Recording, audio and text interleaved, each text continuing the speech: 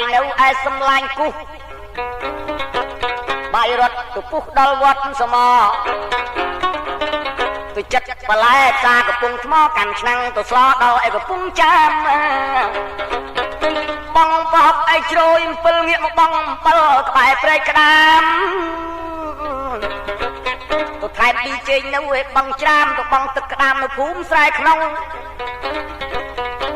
មិញស្រែក្នុងឥឡូវស្រែក្នុងលីសក្រីបងឲ្យភ្នំដិនសម្លទៅឆ្អិនដល់ស្រុកឧដុង្គទៅយកឆ្នាំងចានបានទៅពាំងខ្លងបំរុងទៅដោះដួសឲ្យផ្សារក្បាលពោដល់លើកទៅស៊ីស៊ីឲ្យវិលលេងបកមកចាក់ក្មេងឲ្យភ្នំបូកូអត់ទឹកពុលមាត់នៅកំពុងរោទៅបានទឹកថ្នោតជូរដល់ឲ្យកំចាយមីទៅបានទុងងៀតពីភ្នំសន្ទុក